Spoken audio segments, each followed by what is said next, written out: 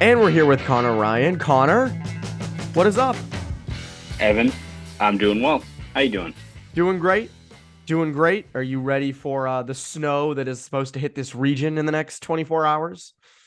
No, I never am. There's there's always like when you have the first real snowstorms, people are like, "Oh, I kind of missed it. The snow is really pretty." No, it's not.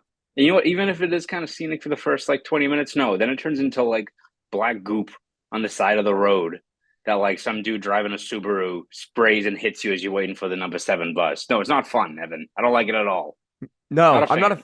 I'm not a fan of this either. I've never again, like I think if it snows around Christmas, you have an argument, but if it's snowing in the gray skies of late January, I don't really have a big need for snow. Can't really walk on the sidewalk in shoes that you like because they're going to get all wet and dirty and slushy and I need warm weather back. I don't know. I don't know if it's the amount of gray sky we've been having lately, but my God, we need some sort of better weather coming our way because I am sick of this. And it hasn't even been that much of it this winter. But if there's anything that is making Bostonians and people from New England okay through this the doldrums of winter, it's the Bruins, who are 37-5-4, which again, I will never stop saying how wild that is. Just they're not losing. There's no losing streak now. Coming up, quite a little run here. Yeah, Carolina, Florida, Montreal, Tampa. Very good teams.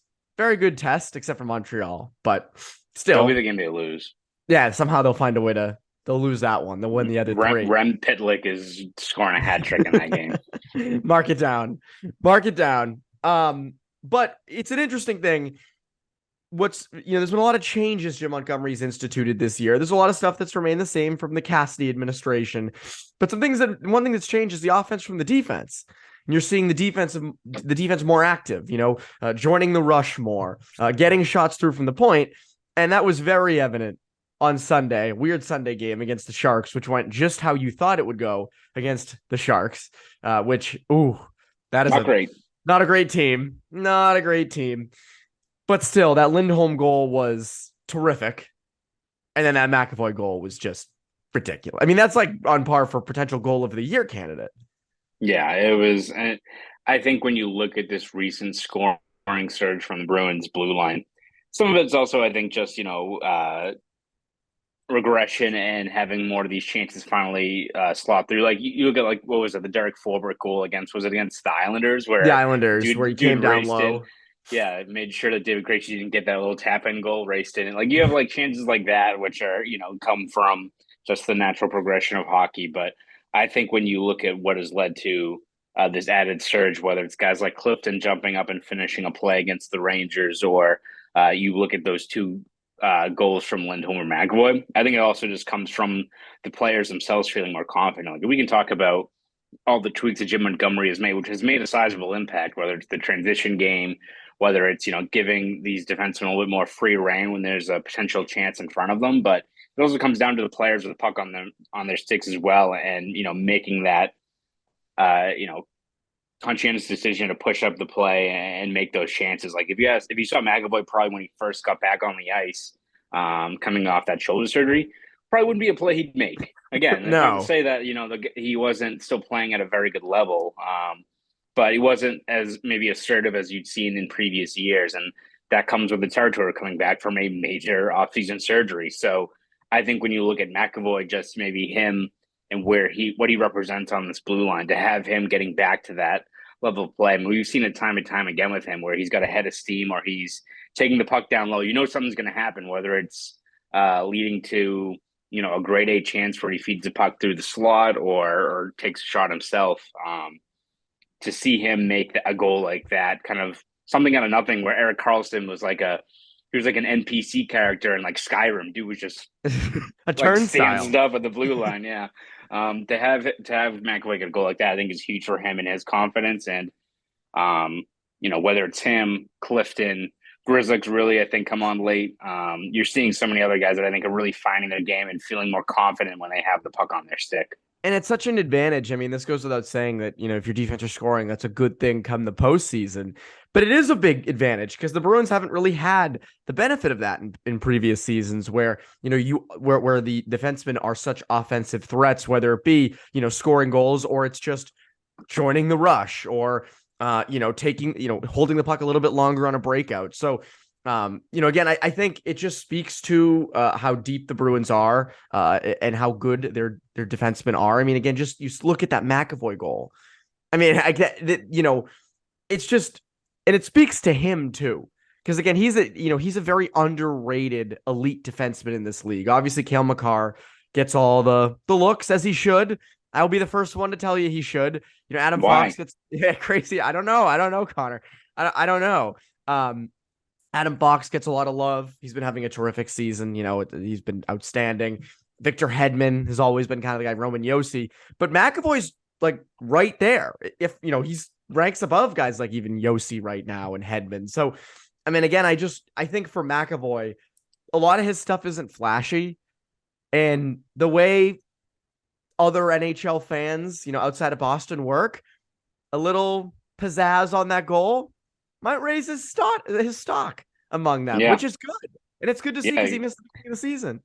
Yeah. I mean, that's what you're going to need. It all comes down to it, especially when you look at the Norris. And also when you look at just the field, as you said, I think Kale McCarr is going to put together quite a few 80-plus point seasons in the future, if not probably a couple of hundred if the Avalanche stay healthy.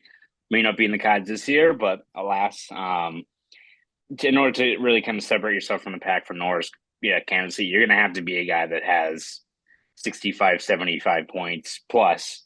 Is that fair?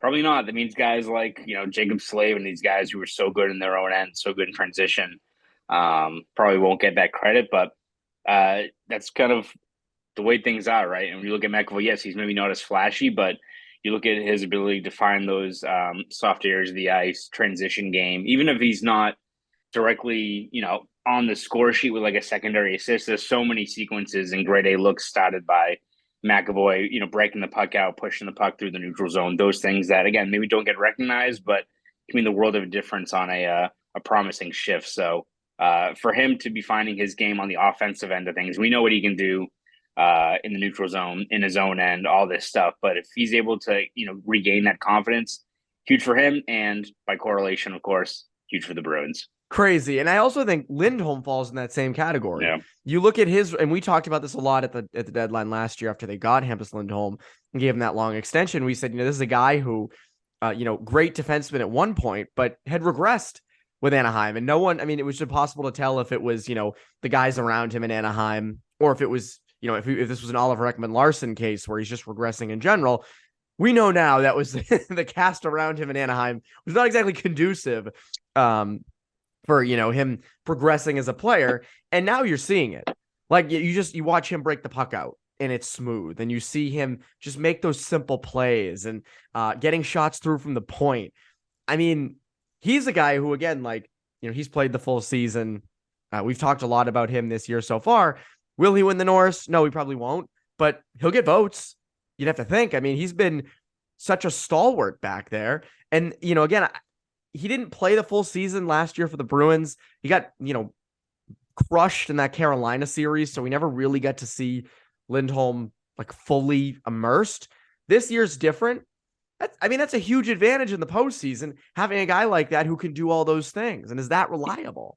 Yeah. And I think Jim Montgomery touched on a point with him and where he slots in this lineup and the fact that the Bruins have the luxury of having McAvoy and Lindholm on two different pairings. Not only just does it balance out that whole decor, but Montgomery said when you have a game like that, the Sharks, and you have two defensemen drop highlight reel goals on you on different pairs, it's almost like demoralizing, right? It's like, all right, we know McAvoy, we know what he does. All right, now Lindholm's, dangling through the slot and sniping one passes as well. It's almost like you look at just how demoralizing it must be to play against this team where, especially this season, you can game plan for the guys who have been driving this team's success for years now, Bergeron, Marchand, Krejci, Pastrnak, all those guys.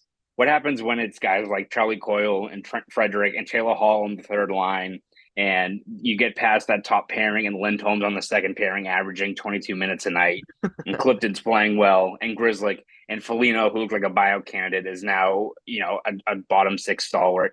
It's got to be just demoralizing, and for opposing teams, you look at like coming through the video, it's like it's a real pick your poison kind of matchup with this team. So to have Lindholm there and what he represents, not just the baseline production. I mean, he's what got 31 points, and I think his career high is 34 in a season. So he's well on his way to breaking that. I think where his real value is just how he completes that whole top, that 6-man unit on defense. Like just having that guy that, yes, you can pair him with McAvoy when need be, but you can also slot him down and have him anchor a whole other pairing. It's huge for this team in terms of just you've got two legit top pairing guys that can eat up 25 minutes each a night when needed in the playoffs, which is huge when you get to kind of those crunch time scenarios. It's huge. I think part of the reason Hampus Lindholm has been so much better, and I can't confirm this, but he might be into HelloFresh. This is true. This could be, I'm just saying, and he might be, if he hasn't started HelloFresh, maybe he'd be even better. Again, looking for an easy way to eat well and save money this year, cut back on expensive takeout and delivery and get started with HelloFresh. You'll love how fast, easy, and affordable it is to whip up a restaurant quality meal in your own kitchen. Fast and fresh recipes. HelloFresh's latest line of meals featuring robust flavors and filling portions are ready in less than 15 minutes. There's nothing better than making your own meal and having it be very, very quick. I love that, and that's what I love about HelloFresh. Enjoy taste and quality done quick with recipes like falafel power bowls, seared steak and potatoes with Bearnaise sauce, or Southwest pork and bean burritos. I want to tell you, this past week, made some meatloaf with a sweet chili glaze sauce and green beans and ginger rice. And let me tell you, it was terrific. Chef Evan chefing it up. I absolutely loved it. And guess what? It was quick, Connor. Because look, Connor, I'm someone who doesn't like to be cooking for a long time. When I'm hungry and I want to eat. And these are quick, easy to make. And again, we want to help you out. So go to HelloFresh.com/Bruins21 and use Bruins21 for 21 free meals plus free shipping. Again, HelloFresh.com/Bruins21 and use code Bruins21 for 21 free meals plus free shipping. That's Nick Ritchie free meals. Incredible. So go there and check 21, that out. can you do something for me? As Drake says. As Drake says, and it can get you 21 free meals from HelloFresh. So 21, can you do something for me? Yes, 21 free meals from HelloFresh. Use promo code Bruins21. So Bruins got a little bit of bad news this week. Tomas Nosek out for 4 weeks, or at least he'll be reevaluated in 4 weeks with a little fracture in his foot from the game against the Rangers. And it's funny, we were talking about Carlo's injury last week in that game. Actually, it was Nosek that was the long-term injury. Carlo almost got himself injured in that fight, 5 seconds into the game against the Sharks, which, again, I understand what he's doing, but guy with his concussion history, I don't know. I'd probably avoid fights. That's just me. Don't really like Timo Meier giving him landing a punch when he's already on the ice too. So that's it's funny. Meier also punching with his glove on shows that was not really a real heavyweight fight between two noted scrappers. But... Well, that was one of the things I think that with fighting, obviously enforcers have been phased out of the game, but the one positive to enforcers was they all knew how to fight. So and they all had the code. So once you went down, no one kept punching. And whereas a lot of these guys who don't fight, they fight because they're legitimately angry and they hit the ground and they still keep punching because they just don't know how to fight. And you see it again, Timo Meier throwing punches at Brandon Carlo with A, his glove on, and B, while he's on the ice. So not great. Anyways, I digress. Nosek out. Again, valuable fourth line center. He's not Patrice Bergeron out there, but he is valuable. Good. I mean, ranked second on the Bruins in time on ice when killing penalties. Very important player. He's out. And in goes Joona Koppanen. Joona Koppanen goes in. I got the name right, thankfully, which is perfect. I think I did. I hope I did. But Koppanen goes in. Got a point on Nick Foligno's goal on Sunday night against the Sharks. And I think a lot of people are kind of torn on, is Koppanen, can he be a long-term fourth line center? Or should the Bruins use this as an example to go out and get someone like a Nick Bonino What do you Hmm. think? Yeah, it'll be interesting to see how they approach it because you look internally, they should have a couple of guys they can turn to, and maybe that's the proper move instead of allocating assets. It all comes down to, I think, of just how crazy the trade market is now, right? Where you can look at guys like Horvat and Chikrin and all these guys, how much they're going to cost, but even these guys that are further down the depth chart, but other playoff teams view them as guys that could really maybe give you that extra overtime win or anything like that. You look at guys that are like third pairing veteran players like, Shen this year or like, David Savad a few years ago, where I think what Tampa gave a first round pick for the guy. Um, you have to wonder how like crazy the market's going to be for a guy like Bonino, who again would fit the bill in terms of what they'd be looking for, right? Fourth line guy, good on the PK. Over an 82 game season will get you 8 to 10 goals, 16 20 to 22 points. Exactly what you kind Similar of to like need, a Nick especially for play. Foligno. Similar to Nick Yeah, Foligno. exactly. Problem is like, what are you going to give up for that? Is that 2 second round picks, right? Is that another prospect? So for the Bruins, you have to weigh: is it better to go all in this year, which is probably the right move if it's someone you think is really going to be a missing piece further down the lineup. But whether it's Kopanen or the Bruins, literally, I think 10 minutes before we started recording, recalled Mark McLaughlin. So he's another guy that Yes. could be in the mix. Good to see him up again. A guy that I think Bruins fans were outraged in training camp when he didn't make the cut because he was probably arguably their best forward during training camp. Again, big jump between preseason games and what awaits in the regular season, but still good to see him get a shot. You look at Lauko, who I don't think really played himself out of the lineup during that limited stretch that he played. Like they do have options in terms of fourth line regulars to turn to. It's just the year that you look into like, all right, we have enough depth in Providence that guys can fill that role when needed, or all right, it might cost us a second and a guy like I don't know, like a Jack Ashan or something like some prospect that's down in Providence, but that gets you a guy like Bonino that maybe puts you over the top, that solidifies that fourth line, or at the very least gives you some insurance back there. Perhaps it's worth it, but I feel like that's going to be more where the Bruins target. Those depth pieces, those fourth line, third pairing options, as opposed to I think swinging for the fences for a guy like Horvat Or like Patrick Kane. Yeah, Yeah, I don't. Again, we've said this before. The Bruins don't need a top six forward. If you can get it for cheap, like great. But again, I think there's teams out there that need it much more than you, including the Carolina Hurricanes, who are going to need a player like that a lot more, and they're gonna they have more to give up. But again, I mean, I think for right now, Kopanen looks fine. I don't know, like he's fine out there. He does his job. But again, that's not enough for the postseason, I don't think. And I think, as you said, I think that's where they're going to end up adding is, depth pieces, not to bring back 2011 comparisons, but like, Rich Peverly, Chris Kelly, that's more what you need. Because again, you don't know what you need until the playoffs come around and someone inevitably gets injured, especially on the back end. We talked about Luke Shen on Boke the Bear, where it's like, they are lacking in depth on that right side. And if Connor Clifton right. goes down, if Brandon Carlo goes down, who's been very prone to injuries in the past couple of years, you don't want to be caught like that in the postseason in a 7-game series. And suddenly, you really don't have a second pairing right shot defenseman or a third pairing right shot defenseman that you can rely upon instead of, because again, Clifton's been great. Connor Clifton's been terrific, but I still think you want a little bit, you do want some bumpers, you do want some guardrail behind him that can be a little, that you can rely on, as well. So, do I think they have to go out and make the Nick Bonino deal? As you said, do you want to be giving up, top prospects for Nick Bonino? I don't know. But you do have a lot in house, not even just in the prospect pool, but Nick Foligno can move to the middle. Trent Frederick can move to the middle. Pavel Zacha can move to the middle. Like they have a ton of centers. This is like my Hockey Ultimate team in NHL 23, where like my entire lineup of forwards is just centers. No one's an actual wing. Everyone's just like centers because those are some of the best players.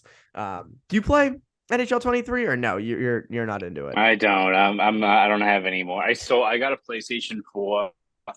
Was PlayStation 4? Yeah, I panic bought one like 2 days into the pandemic. I'm like, I'm just gonna be a gamer again. And then I played like Red Dead Redemption for like one day, and I'm like, all right, I'm good. Yeah. I think I went on the online. I played someone in NHL, whichever the one that Austin Matthews on. NHL, was that NHL 20? Well, NHL 19. there's two that he's on the cover of. The So first one, I think. So I went on that, and some like kid who's probably like 11 like smoked me, and I'm like, you know what? I'm not gonna do this. No, retired. I'm just gonna watch TV all day. Retired. It's always So funny when NHL will release Hockey Ultimate Team cards for some kid from the World Juniors or prospect. Like I remember they did one for JJ Paterka a few years ago from the Sabres. He was like a 90 overall. He was like my number one center forever. He was nasty. He was great. And then he gets to the NHL. I'm like, oh, that guy's nasty. And it's like, no, my vision of him is solely off of a video game, which is always great, which is terrific to have. But yeah, I mean, again, things. With one question I want to ask you before we end, because John Scott quote tweeted one of your tweets. I don't know if you saw this. I think it was your tweet of just the goalie hug. And it said, serious question, like who is beating this team in the postseason? And, we talk about this every week, but John Scott got me thinking, who is beating this team in the postseason? And we talked about this a little bit off the air last week. And I don't think there's no team that's a favorite over the Bruins. Carolina is obviously very good and Toronto could, but I think really those are the only two that could. But I mean, again, I don't know. Like, maybe the Islanders are stingy, but I think it has to be someone that either is a tough matchup in terms of how aggressive they are on the forecheck, like Carolina, or like Seattle played. Or Seattle, where I think you have to be super aggressive on the forecheck, and then down the other days you have to pack things in, which is kind of two contrasting styles, and also it's one thing where it's going to make to a lot of very boring games, but there seems to be like the only blueprint you have in terms of grinding this team down. It's not easy, but again, John Scott also could have quote tweeted that, and looking at the 2018-19 Tampa Bay Lightning, and probably a lot of people would agree the same way. Like again. It's playoffs, shit happens, so we'll see how that plays out. You can run into some goalie who gets hot, some team just has an absurd kind of shooting percentage, what have you. So for the Bruins, I think it's all about overcoming when teams do pack it in their own end of the ice, and seeing where exactly the matchups are, especially with Carolina. I think is the one where, especially where they play them this week, that'll be a good measuring stick game in terms of how exactly they match up in that regard. So we'll see. But I would say I don't think it's going off the rails to say that the Bruins are probably favored whoever they do play throughout this upcoming postseason. Crazy. Always great points by John Scott. Or the Bruins had a losing streak in the playoffs. The losing streak never hits in the regular season. It just waits till the playoffs. That people would take that around here well, I think. I think people would be kind of, they'd be okay with that. Good regular season, guys. No need for the good postseason. I think we've hit the point too where it's like not even in previous years where let's say like the Bruins beat Carolina and they get to like the conference final and lose, and you're like, great run, like this team was in it the whole way. This team doesn't make the cup final. I think you're getting to the point where it's underachievement for how. Again, is that fair? Again, it's hockey, shit happens, but the way this team is playing and how dominant they are, those are the expectations that have I think been set now in terms of just how well this team is playing. And it, the potential of it being Bergeron and Krejci's last year. Yeah, this year means a lot more. And we said that going in, and I think you're seeing it now, and they're playing like it. The whole goal is keeping it up, and they have a tough test ahead of them this week. Conor, what can people look forward to from you over Boston.com? Yeah, we're going to have you covered every step of the way this Bruin season with columns and features and all that good stuff. But not just Bruins. We'll be covering everything that's happening in Boston sports. So had a nice little piece on Al Horford yesterday. Wrote a little bit about the Patriots. Stuff. So if you go on Boston.com, we have everything covered, and you'll see my headlines for a whole bunch of different stuff, including the Bruins. So definitely check out the stuff over at Boston.com. If you want to follow me on Twitter, you can at ConorRyan_93. Go do all that. And if you want to, I would highly recommend subscribing to New England Hockey Journal as well to get my writing. All the hockey in this region. Go do it. Go do it now. That is Conor Ryan. I'm Marinofsky, you Bruins Beat listeners. Have a great rest of your week.